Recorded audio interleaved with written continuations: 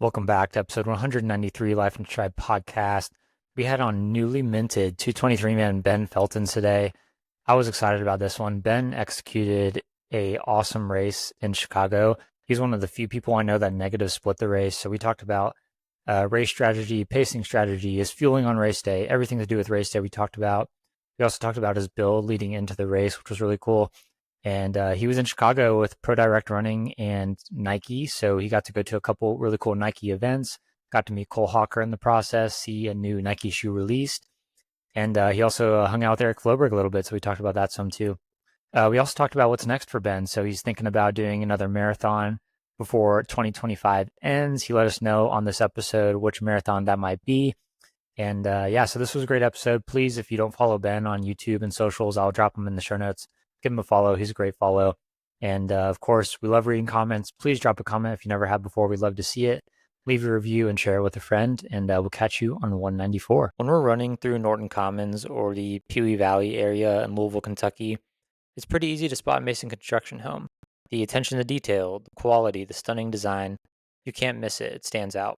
We aren't just saying that either. Our own co-host Scotty trusted Mason Construction to build his forever home, and he and his family couldn't be happier. Don't tell Scotty this, but we're at his house a lot because we love the home. He's all right too, though. If you live in the Louisville or Southern Indiana area and are thinking about building your forever home or doing a remodel, there is nobody else to trust with this project than Mason Construction. The link to their website is in our show notes. Click on the request information option and start the conversation about what your forever home could look like. Yeah, I did. Yeah, thanks for that.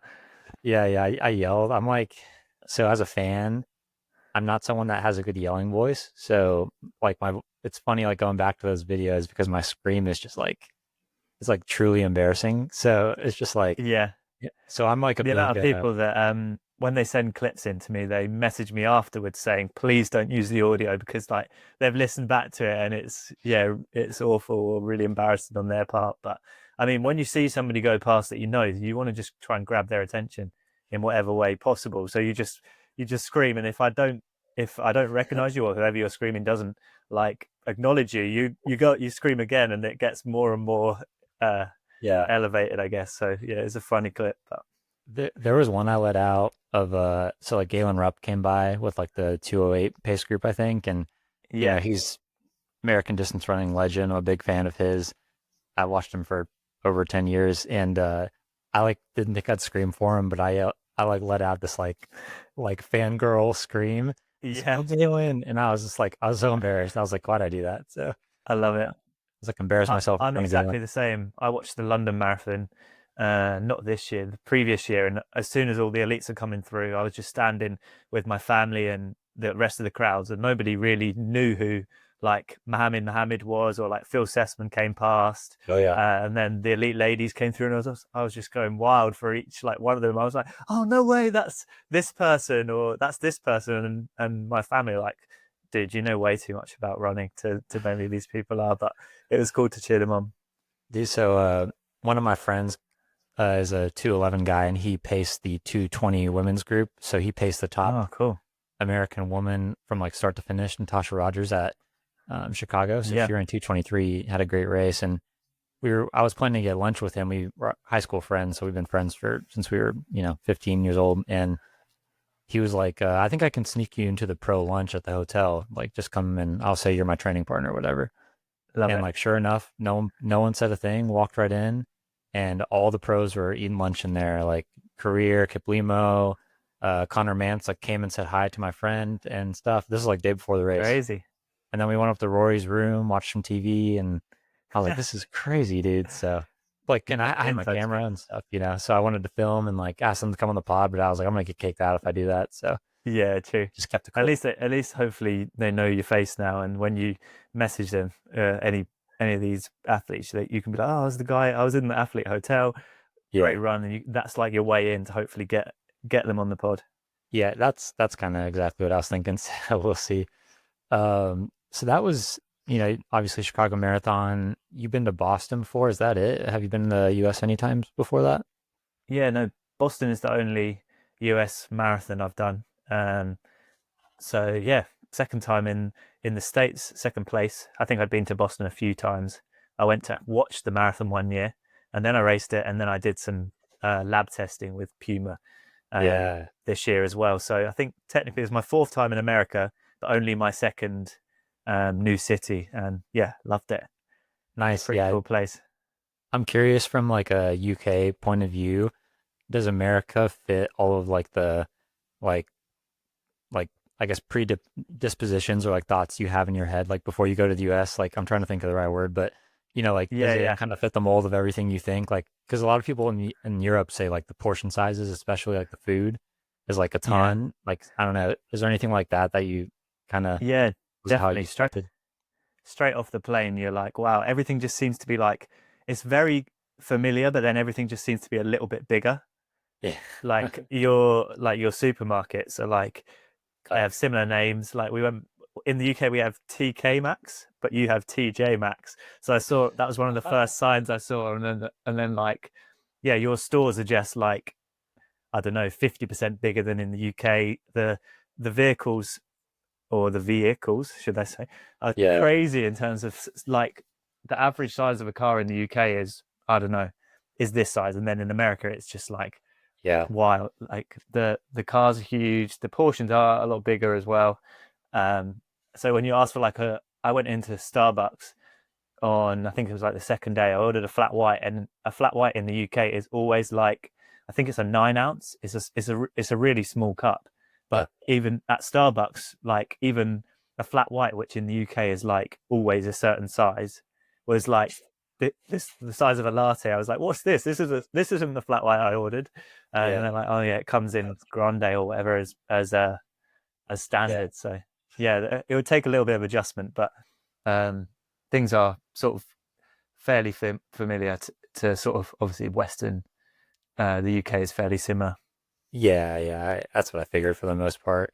Um, so I got to ask before I forget. You got the tattoo in Boston. You got it in Osaka, I think. And Yeah. I don't know if you've gotten any other marathon tattoos. Did you get a Chicago marathon tattoo? Yes, I have. I have a leg where I get my PB marathons or PR marathons on my leg. So I've got my first one I did 2:28 in Copenhagen, then 2:28 again, but a little bit faster in Osaka. Then I got the Boston Marathon tattoo, and the Chicago Marathon tattoo is booked in. So I didn't actually get it when I was out there in Chicago, but I've Okay. messaged one of my friends actually who does tattoos. Her name's Sydney, and she's booked me in for the first week of November. So I've still got to dial in the design, but I'm thinking something along in your the Chicago flag, there's the 4 stars. Yep. Yep. So I might play on that, or potentially use the Chicago Bull. The logo of the big bull would be pretty cool, I think. So Ooh. Oh, there's that'd be definitely really another one to cool. go Like on the the leg. Bulls. Yeah. Yeah, yeah, Ooh. because that's what I did when I went to Boston. I got kind of the Red Sox logo. So I feel like the bull would be pretty cool. So maybe the bull and some stars or something like that. I like that there was 4 stars, and I could potentially put like each number of the time. So in a star or something like that. I'll Ooh. figure it out. Yeah, that's good. That's a great idea. Yeah, I didn't think that the bull would be super cool. Look really cool on the leg. Yeah. Um, Sorry, before Chicago, you did London. That didn't go well. It was a really hot day. Yeah. And then I know you did Stockholm half, but it seemed like you didn't like truly race that. That was more of like a paced effort, right? But I know you had some internet trolls on you about that. Yeah.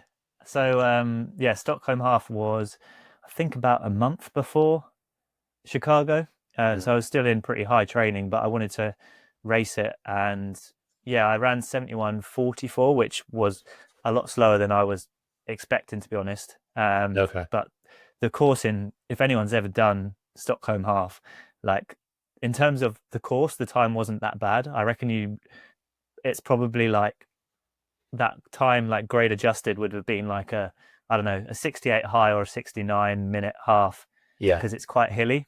Um, it goes sort of over a couple of the islands, big bridges, and you're either going up or down. So it's not a fast course.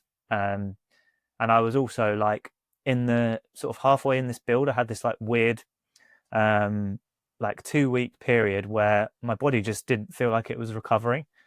Hmm. Um, So even like after easy runs, I was feeling fatigued, and I was just like, my DOMs from say a session were just like carrying over for like 4 or 5 days, which is really odd. And I think it could have been down to low iron. So I started taking iron supplements about probably just over a month, maybe 40, 45 days ago, so something like that. And since then, it's basically been back to normal in terms of recovery. I was just feeling like Wow. really weak, and that kind of coincided with the week of the Stockholm half. So I was feeling off. It could have potentially been a virus or something like that as well. So, Yep. or even overtraining. I don't know. So, but yeah, it wasn't a great result in Stockholm. But then I knew if the next sort of 4 to 5 weeks of training went well, the pace I ran at Stockholm half could translate into marathon pace. It just seemed at the time a little bit Yeah. overreaching, I guess. Well, then you ran you're in a 10K in the UK, right? After Stockholm, you knocked it out of the park, right? So that must have been Yeah, like a pretty good indication of fitness by then. yeah. I'm not really sure where that race came from, to be honest with you. It was a complete surprise to both me and my coach. Going into the race, I was going to aim for around like 31:30. So my PB was already 30 minutes, 50 seconds, but I was still in like real high marathon training in terms of the week before the race, I did 175 kilometers, so over 100 miles. The week of the race, I'd run 100 miles. So I was like, I thought I was going to be completely cooked, but Yeah. I took, I think it was the Thursday or the Wednesday session, we just made a little bit smaller than normal and focused a little bit more on like turnover. I think it was like 800s. Um, Yeah. and then I got into the race and just felt like it was one of those days where you just feel really good. Got in a good pack. We went through the first kilometer in like 3:04, but it felt like 3:15, like effort wise. And I had taken bicarb and Nomio and had like full base Nice. kit, race vibes. I was locked in. I wanted to run fast, but I wasn't expecting to go and run, yeah, 30:22, I think it was 23, something like that. So that was a little bit of a shock. Just Oh, worked my way through the race that was a really PB, well. right? Yeah, PB. So 2 weeks before Chicago. Nice. I mean, you had that little extra motivation. Wasn't like Nick Bester in that race as well, and Eilish McCaughlin. I Yeah, might be exactly. pronouncing that wrong, but yeah. Yeah, Nick and Eilish were in my group, and I think I was with them until 7K, and I just got to 7 kilometers and was like, I can push on from this, which was a great Wow. feeling, obviously. And Victor, my coach, was in the race as well. Yep. And he didn't have such a great race because he was in the lead group and then his shoelace come undone. So then he was kind of in no man's land and he didn't know whether to like push on or like drop out because he'd already lost like 30 seconds to his shoelace. Yeah. So I could actually see him up the road and he was getting closer and closer. I never caught him in the end, but he came eighth and I came ninth. So I was like, I'm gonna get him. I'm gonna get him. And then I didn't get him in the end. I think he still had about 10 seconds on me by the finish line, but Yeah. I never expected it to be that close. Obviously, he had the shoe malfunction, but I think it was more my coach being in the race, if anything, that spurred me on a little bit. Yeah, I mean, he's a 28, sub 29 10K guy. I don't know exactly. So, I Yeah, mean, that'd be a really good person to be for sure. yeah. That's awesome. He was on a bad day, and I was on one of those freak Flyer, good man. days. Yeah. Yeah. So before we dive into Chicago, I want to know 1 out of 10, how good was your training block before the race? Like how confident were you in your training block? Um, Sort of as a whole, I would say probably only like a 6 out of 10. Like Okay. the basically at the very start of my training block, I had some like quite bad hamstring tendinopathy. So the first Mm. like 4 weeks of the block were pretty average. I couldn't do any running like faster than 3:30 per kilometer. So my marathon pace was 3:22. So relative to my training, I couldn't do any 5K specific stuff, like no VO2 max. It was all like long thresholds because anything faster was going to cause my tendinopathy to flare up. So first 4 weeks were pretty rubbish.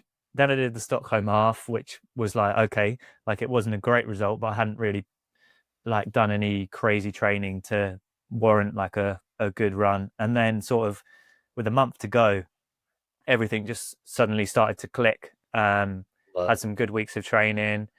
Um, Peaked at like I did like 300-mile weeks, and then tapered into race day, and it paid off. So as a whole, it wasn't brilliant, but the first sort of um, the second sort of half of the block was probably more like a 9 out of 10. So it was like a block of two halves.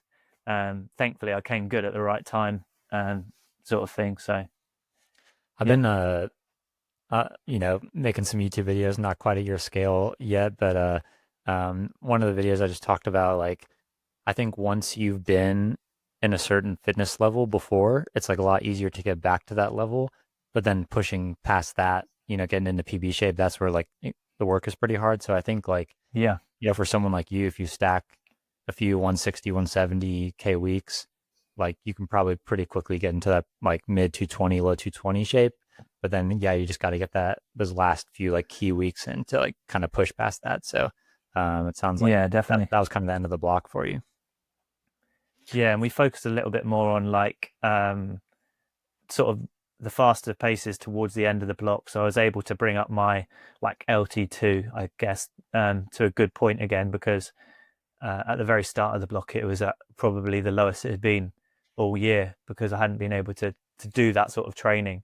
Um, so yeah, I think I was fortunate that my body kind of came good with like Yeah. 3 weeks to go, and I was able to get a good couple of last key sessions in before freshening up, and What running the PB. was there like a key session you were like, okay, I'm in like pretty good shape? Was there like a long run or anything that you were like, this is I'm feeling it? Um, I'd done quite a lot of like marathon pace sessions across the block, and I could definitely tell there was a shift with about 4 weeks to go, where I was like marathon pace felt comfortable again. So I was always training to try and run a PB in Chicago, but at the very start of the block, like 325 per kilometer was feeling like closer to half marathon effort type thing Yeah. in the training, and I was just hoping that with the mileage and stacking weeks of good training, it would come good. I think I did like a 10 mile or 16 kilometer marathon pace tempo, and I ran that with my girlfriend Meg on the bike, and it was comfortable. So I was kind of like, with fresh legs, hopefully I can maintain that pace for the full race. But obviously you never fully know. But I could tell it had definitely got a little bit relatively easier than it had been at the start of the block. Yeah, that's awesome.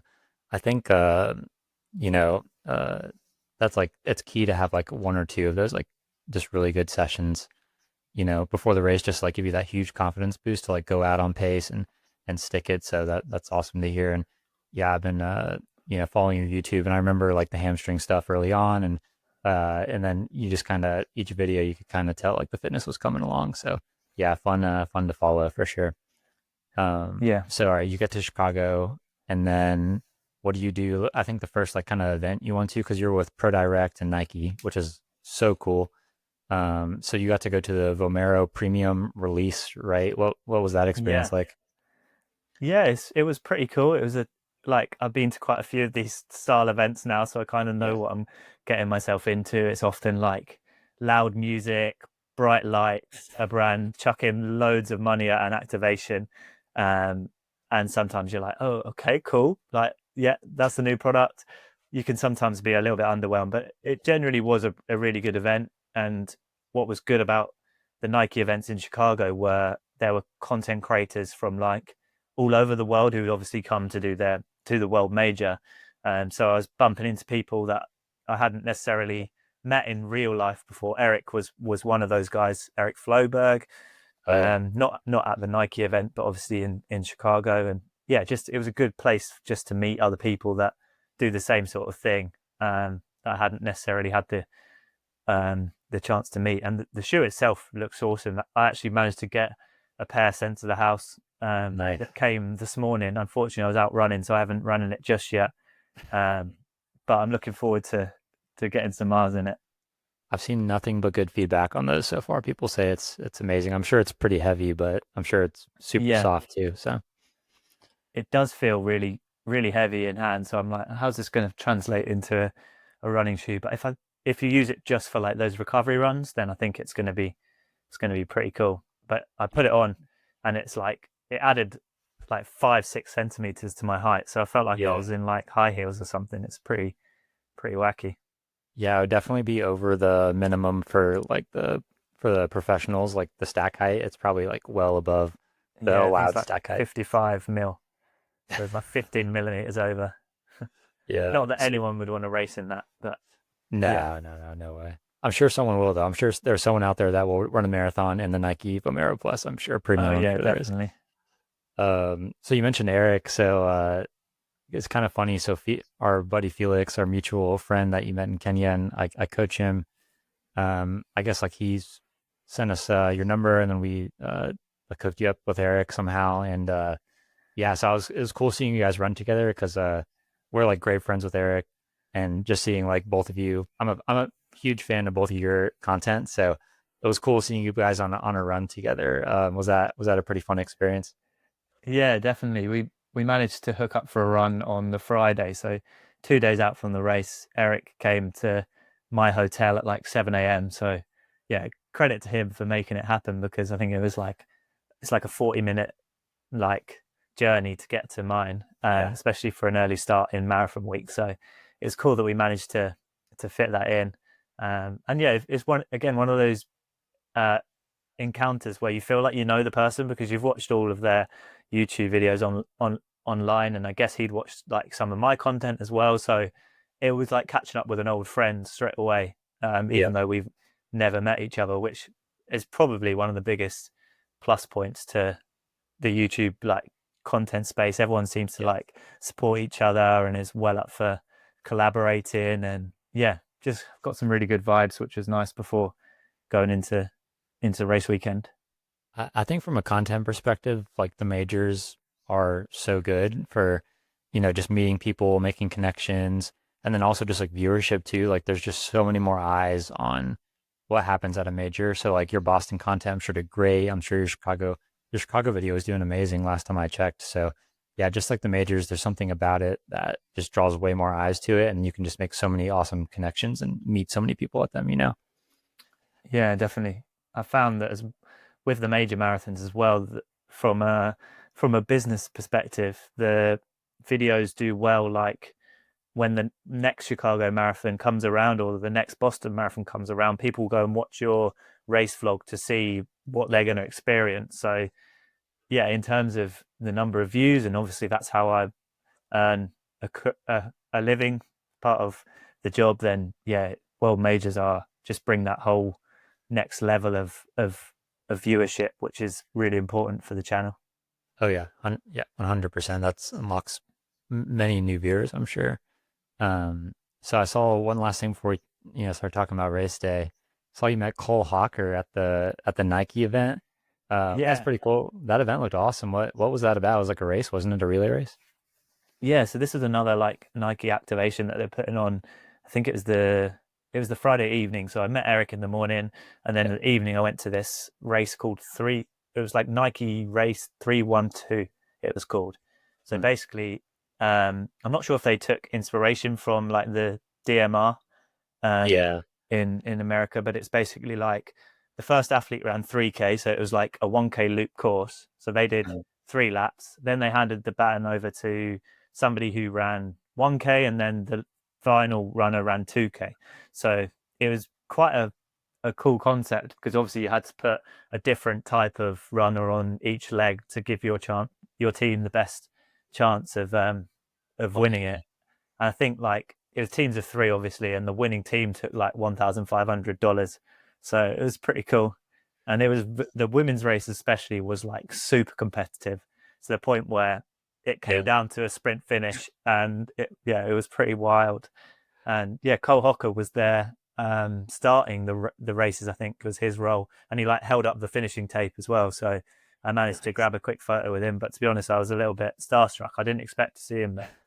I was just like, oh no way! You're like what are you doing here? Is it all right if we grab a photo? And we didn't really have like much of a conversation. I wish I had like played it a bit more chill now, but I was like, this is my opportunity to speak to him.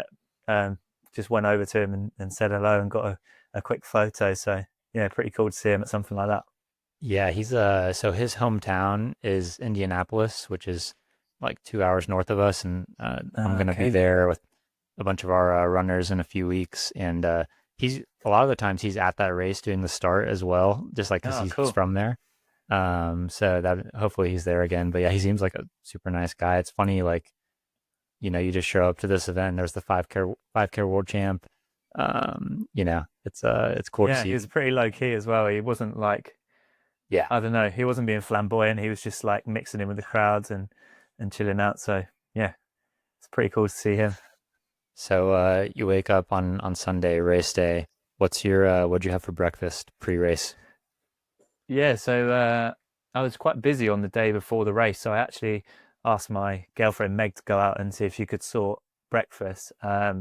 So she went to Whole Foods and brought some granola and milk, which was going to be just fine. But then we realized we didn't have a bowl in our hotel room at like just before we were going to bed. So I was like, okay, probably not going to have that.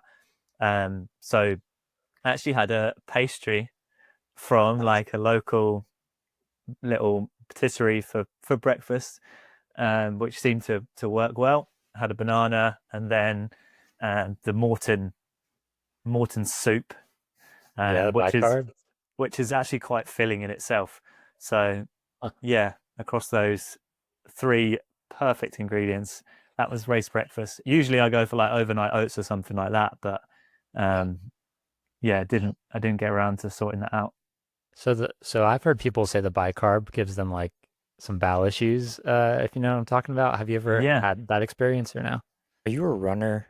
Do you need running shoes, gear, apparel, more? If so, I got the scoop for you. Kencom's Running Store is the best place to buy any running supplies you need. Located in the St. Matthews area of Louisville, Kentucky, the friendly staff will take excellent care of you. If you are a newer runner and need help finding the right shoes, or you're looking to get plugged into the Louisville running community, this is where you need to start.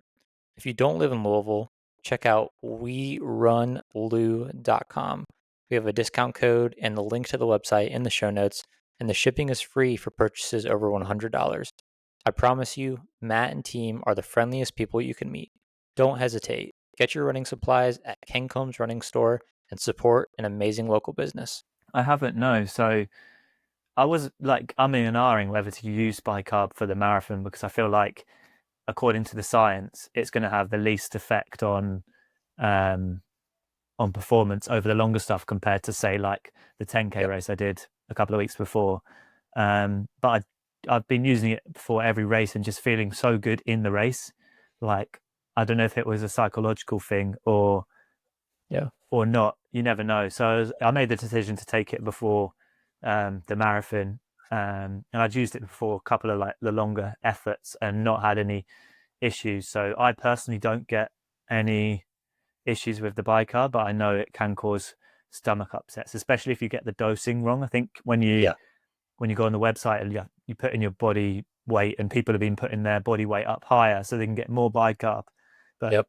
taking more doesn't necessarily lead to better results because if you take too much, then you can get GI issues. So yeah, it didn't cause me any issues, thankfully. I mean, Clayton Young's taken it before a marathon. I think he did before Paris Olympics, and think Rory's taken it before as well. So I mean, Yeah, yeah, that's what I've read too. It's like better for 5K type stuff, but I mean, it has to have some positive effects if these guys are taking it at, the stage they're at. So, I mean, if it works for yeah. you, do it. I'm Yeah. sure there'll be some more research come out in like the years to come, and it might be more beneficial than we maybe imagine. But yeah, And, used it before the race. and you use the Nomeo product as well, right? And that's made out of, is it broccoli? Is that what that's made out of? Yeah, so it's like a company from Sweden, and it's like really concentrated broccoli sprouts, and supposedly these broccoli sprouts can, I can't remember which way around it is, but I think the bicarb like buffers lactate. So if we produce it, it buffers it. Whereas Mm. the Nomio kind of reduces the amount of lactate produced. So basically, if you take both of them together, they work slightly differently, but Okay. ultimately lower the levels of lactic acid in your leg, so you can push to a higher intensity for a longer period of time. So Yeah. I've been using both of them before a race. Lucky enough to get some Nomio sent my way, so I tried it and was like, oh, I don't know if it's like doing a lot, but then it kind of became part of the pre-race routine.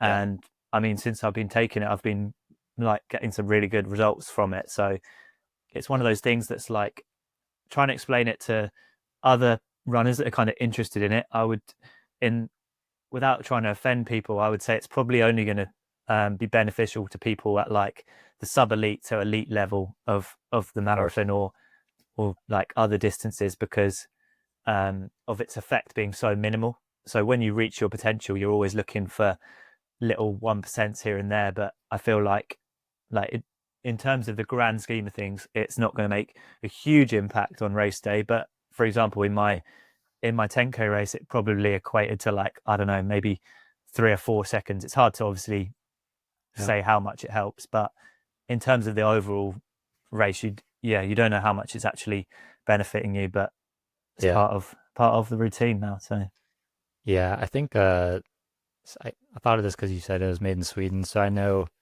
your coach Victor has a coach from Denmark, and he's making a product that it's like a lactate tester that like stays on you for a long yeah, time. Dude, I went in on that because the lactate testing stuff is pretty like every use is like $2, like every tab yeah, pretty it's much. It's pretty expensive. expensive to use. So I want to try one of those.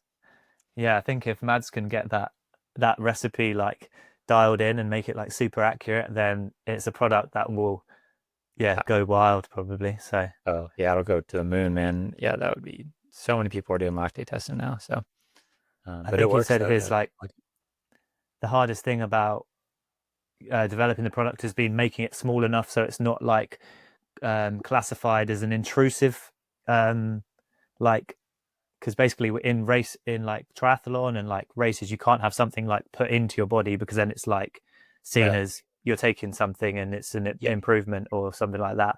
So like having a bionic, like I don't know, something to make you run faster or anything like that. So yeah, I think his biggest sort of obstacle to get over is making it small enough and still be effective, but not break any of the world athletics and world triathlon rules that are out there.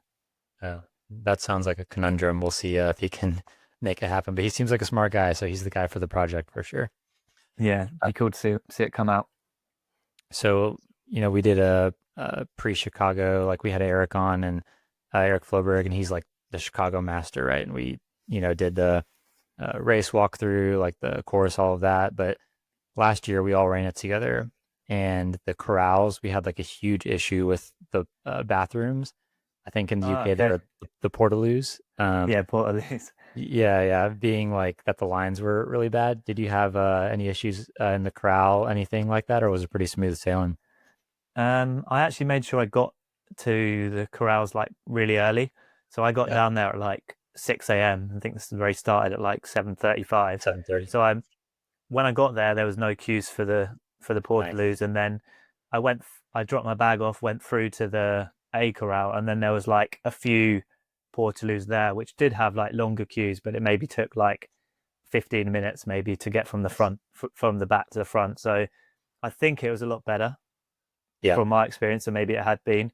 I saw some videos from like other corrals like further back where people are literally just like Oh yeah. peeing up peeing up against the fence in the corral. Like, Oh yeah. yeah, a top tip for anyone who sees any like discarded like clothing at the side of a marathon course, don't pick it up, just in case somebody has got desperate before the start of the marathon, because there's no guarantee that's going to be clean. So I would leave it for the charities to take and clean and then send on.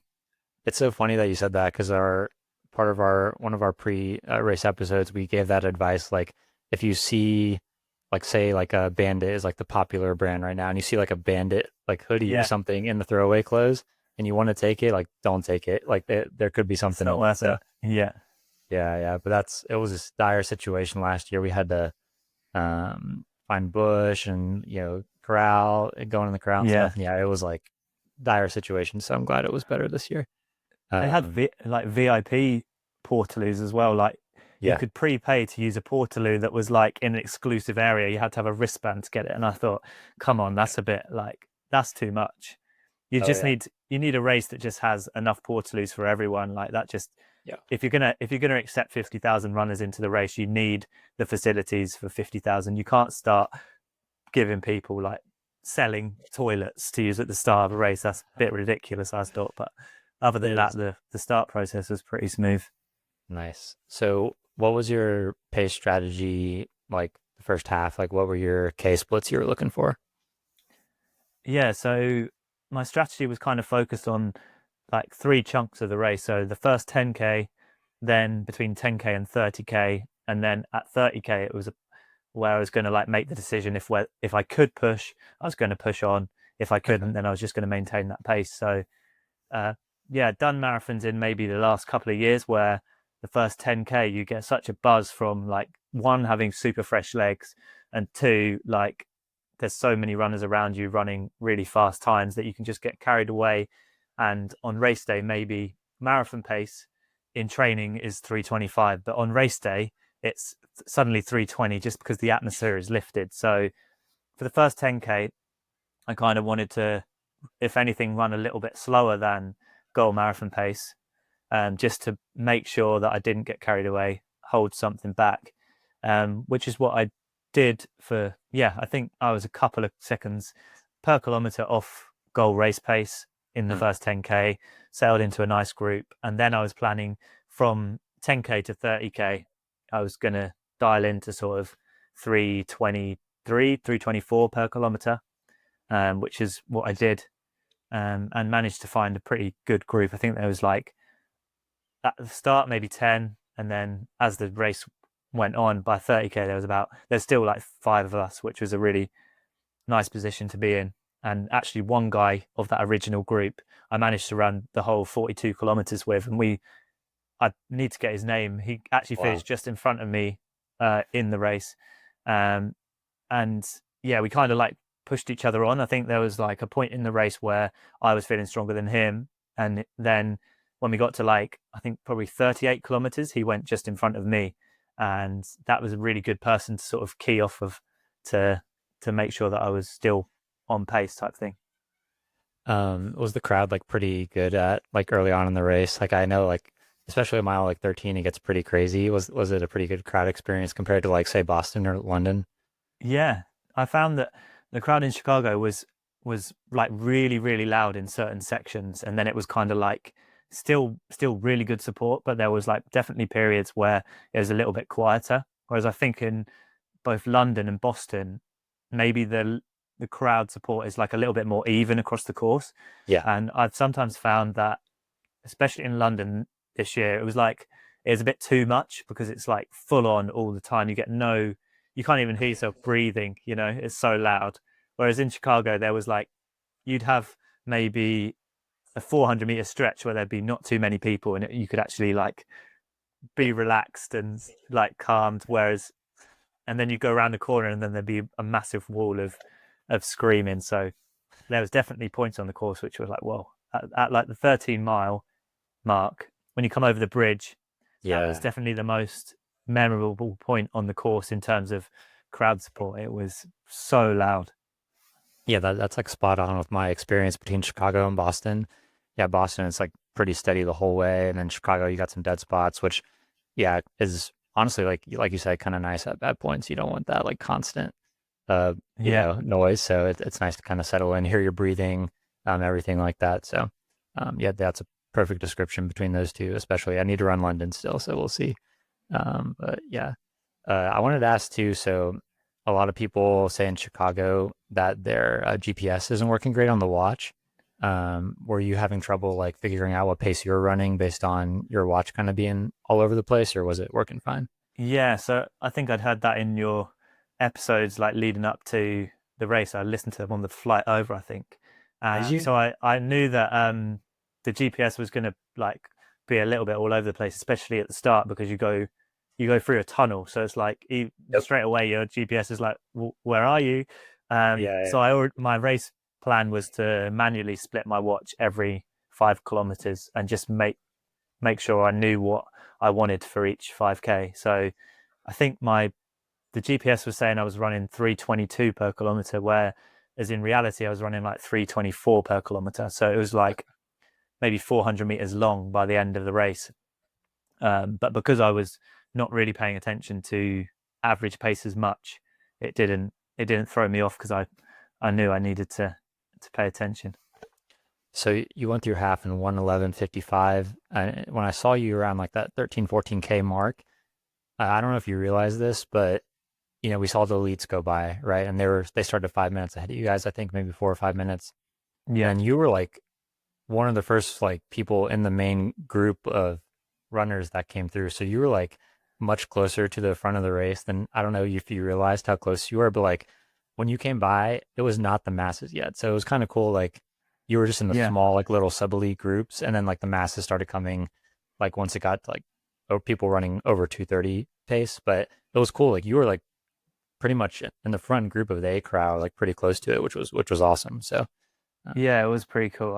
I would say that's probably one thing that I didn't love about Chicago, was that the elites and the high yeah, performance category started at different no, times. Like, I understand, let the elites go up the road for like 1 or 2 minutes, that's fine. But then I feel like when the masses go, they should just all go, because yep, I actually spoke to a few guys who were in that high performance category. I think they started like 3 minutes before the A wave, no, and basically there's 150 of them, but all like varied in ability, from like 210 marathon runners to like, I don't know, 240. So they're really spread out, and they didn't actually have like too many people to like run with in their groups. Whereas in the A pen, it was much more like there was loads of 220 guys in the A pen that could all work together, type thing. yeah, Um, so in the race, it was like a little bit confusing and jarring when you catch up to another group, because normally in a race you catch up to another group, it's because you're going quicker and you're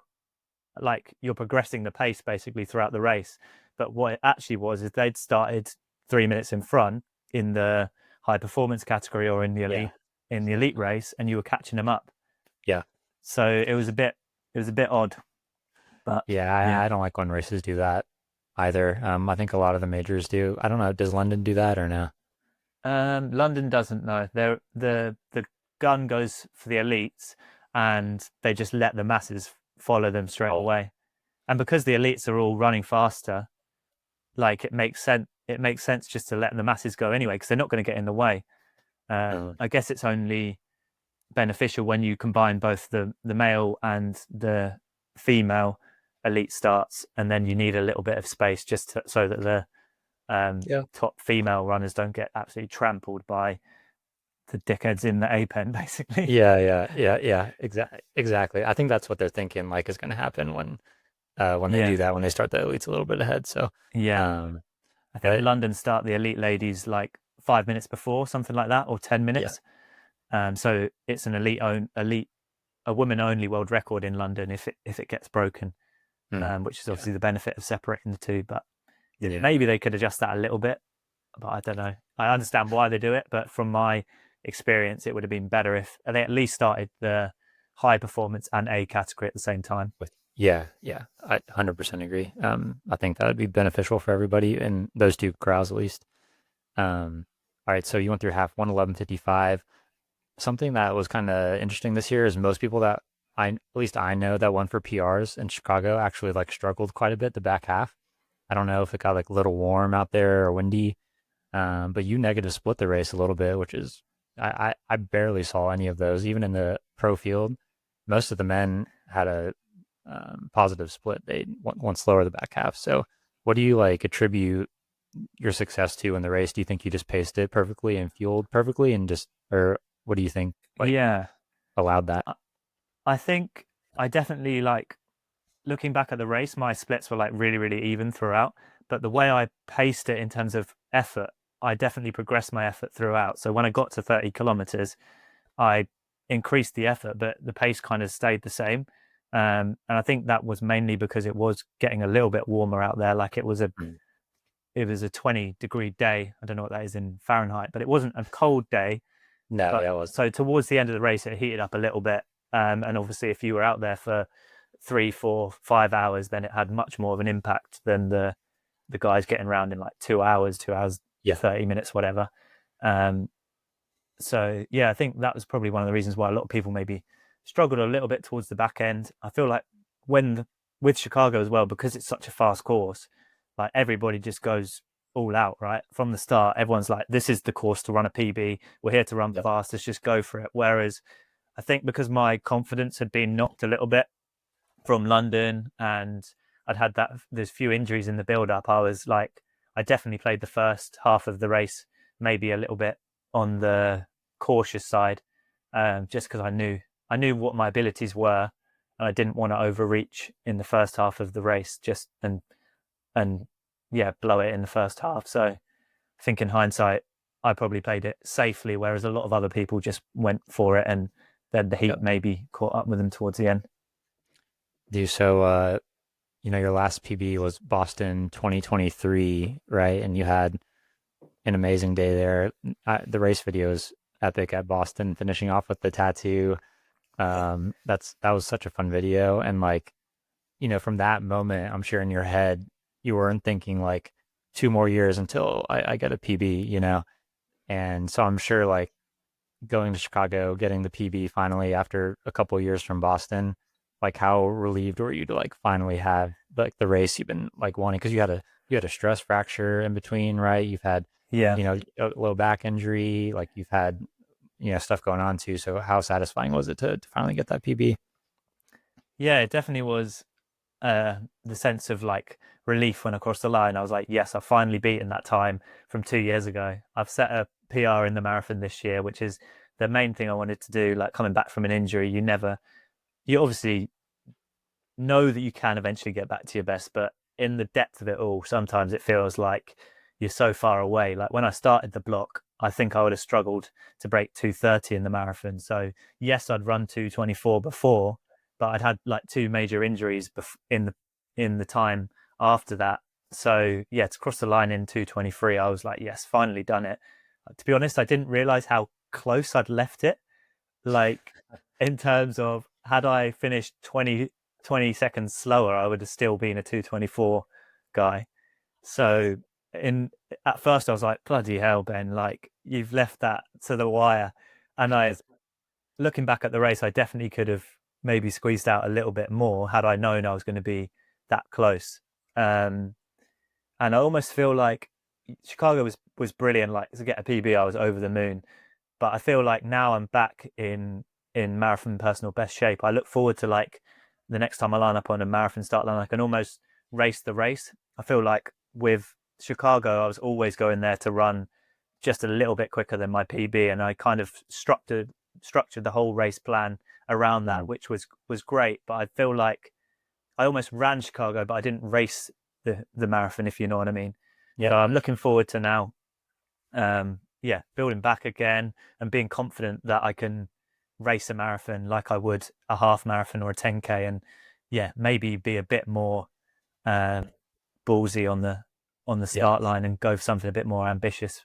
Um, Yeah, that's so yeah, that makes perfect sense. Like, it's been a while since you had the PR, so you just want to like secure a PR no matter what, right? This one, so you yeah, go out a little more careful, make sure you secure like a positive race experience, good time. But like now you have that flexibility in your head to like, maybe take a risk the first half of the next race and see what happens. yeah, So yeah. that's awesome. Yeah. I think within reason. I think after I Of ran course. 2:24 in Boston, I then uh, went to Valencia and I went off so hard it was ridiculous.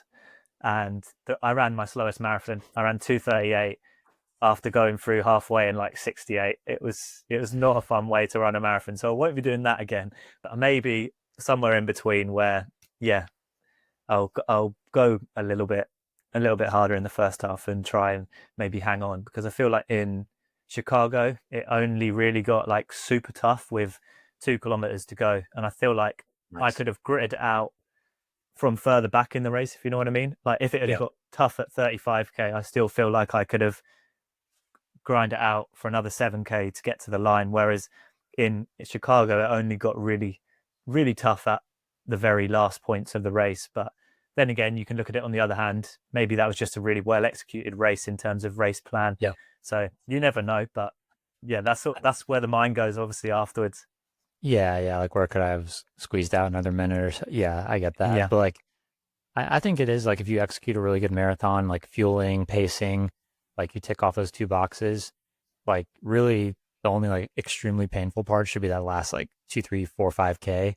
And the rest Yeah. of it should be like you're pretty like obviously you're pushing, but you're in a more comfortable state. But then that last bit is like where it, gets properly hard. If you like nail everything, the training's good, all of that. So um, yeah, but Yeah. that's yeah. I mean, seriously, like I barely saw any negative splits that day, so it was you. The run was really really special. It was an awesome day. Um, Yeah, that was pretty good.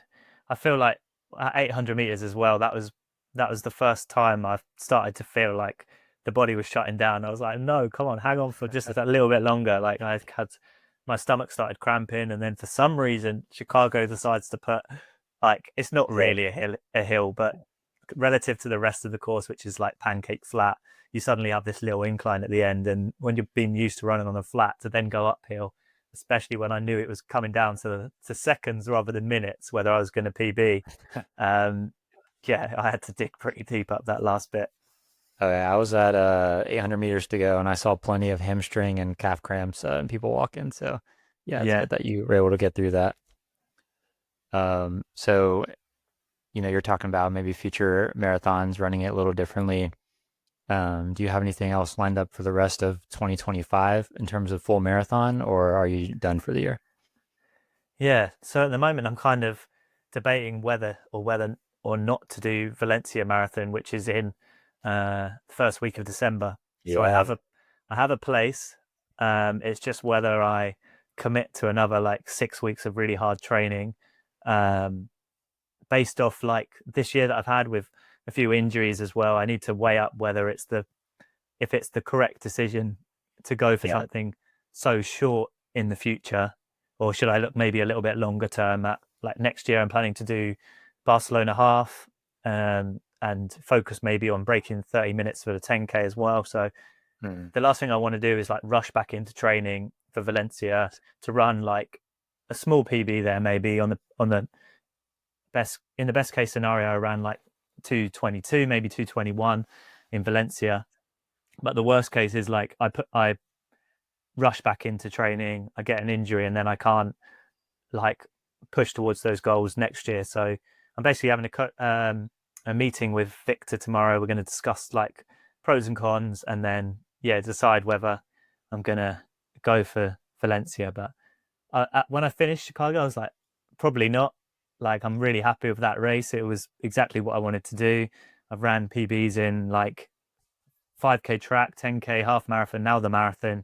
Like, my year's done. But now the race fades away and you recover. And I'm like, maybe I Yeah. could go one Tired. more.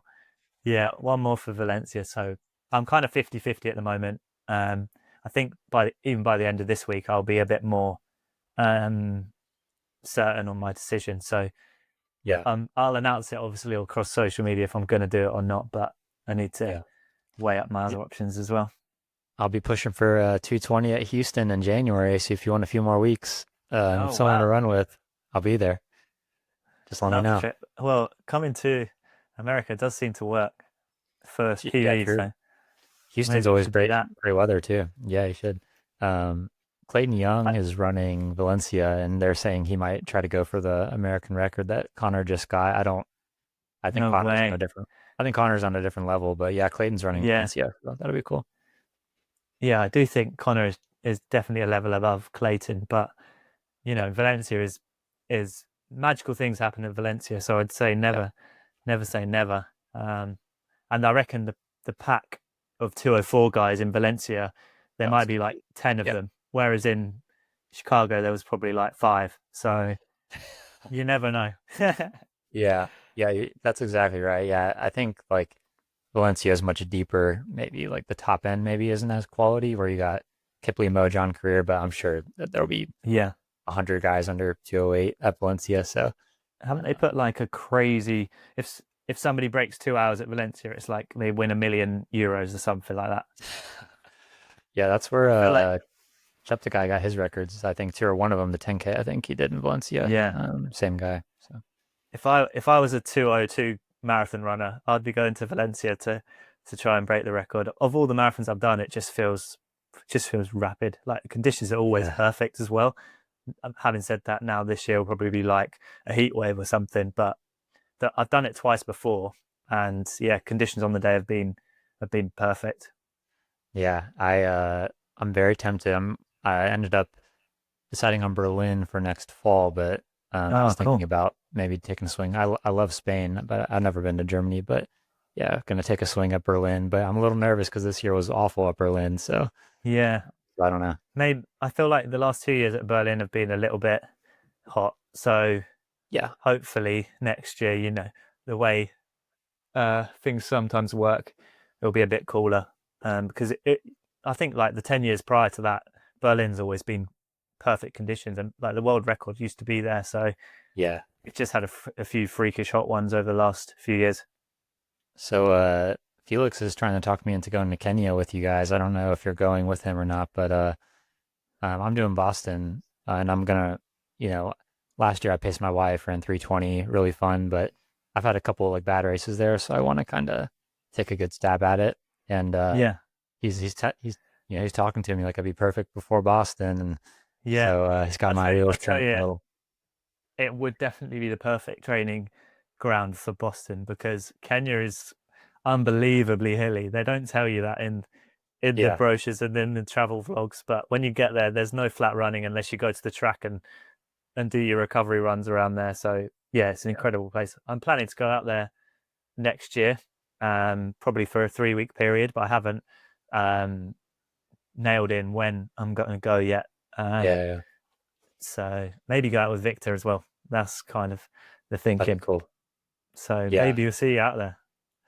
It's tough because like I have access to Flagstaff and Boulder a lot more easily, but I know Yeah, the true. overall experience in Kenya would be, something too besides just staying in the US. So I don't know. Yeah, I feel like once you get to that like sub elite level, then Kenya should be on like everyone's bucket list because Yeah. like when I've been there, I've learned so much about my own training and just yeah, you get a whole new perspective on things. So it's Yeah. a pretty special place to live and train for a few weeks if you can afford to do it, I guess.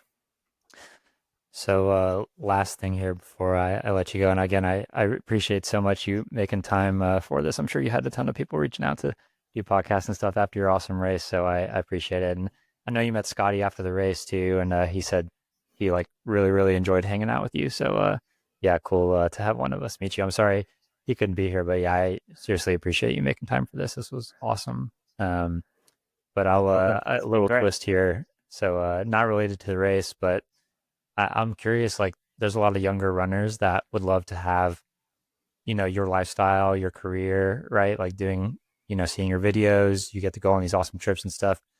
What advice would you have for maybe like a younger runner that wants to, like, maybe they're 19, 20, 21 years old? What advice would you give someone that like wants to, have your lifestyle, have your career? Yeah, I think my first thing would be just like start.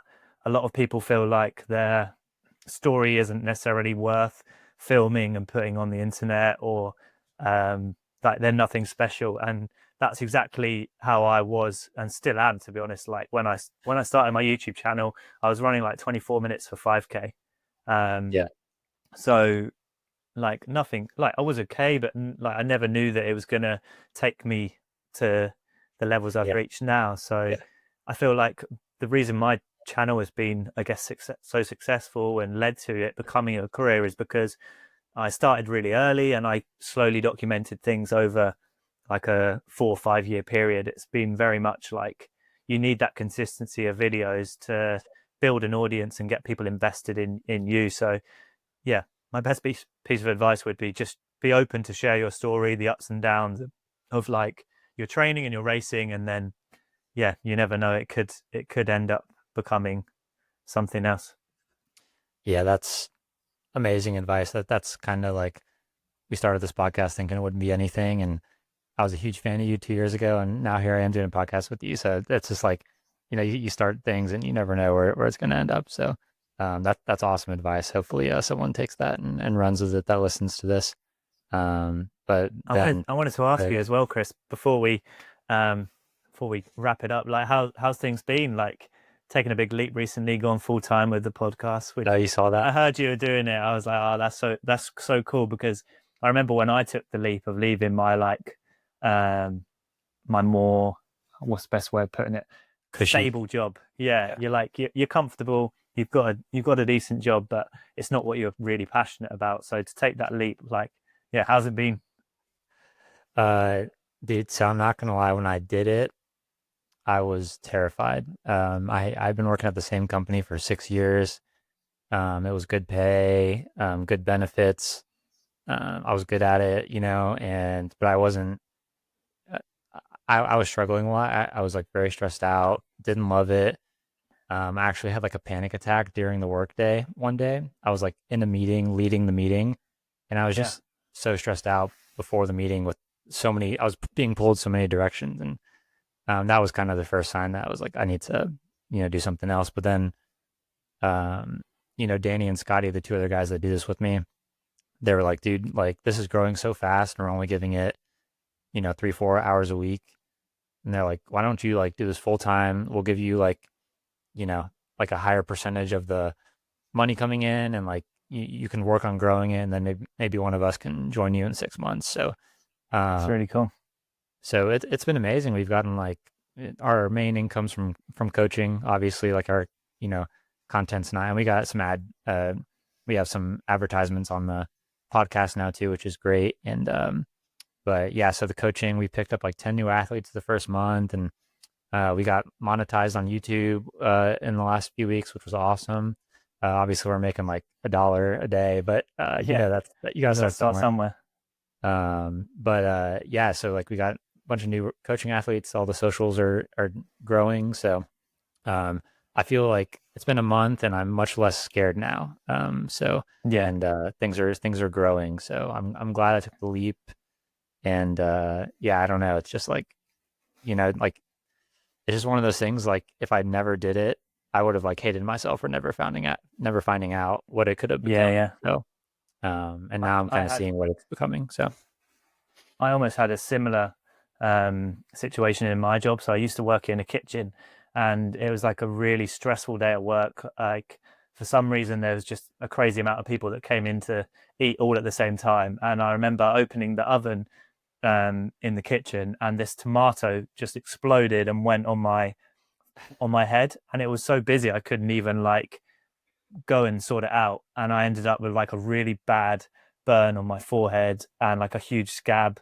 Super stressful. And I was like, I can't do this anymore. Like I need to get out. So yeah, when I left my job, I had a similar situation of I guess what you're going through now, which is why I wanted to yeah, hear a little bit about it. And I think like when I like you said, you were only putting like 3 or 4 hours into it in when you're in your full time job. So when you get rid of that, then you've got all this time, and it's crazy how quickly things can progress at a much faster rate. So yeah, yeah. wish you guys all the best with the podcast and where it goes. I think yeah, it's only going to get bigger and more popular because Thanks. yeah, Uh, I love listening as well. So keep doing what you're doing. do you really listen to it? That's so funny. Yeah, of course.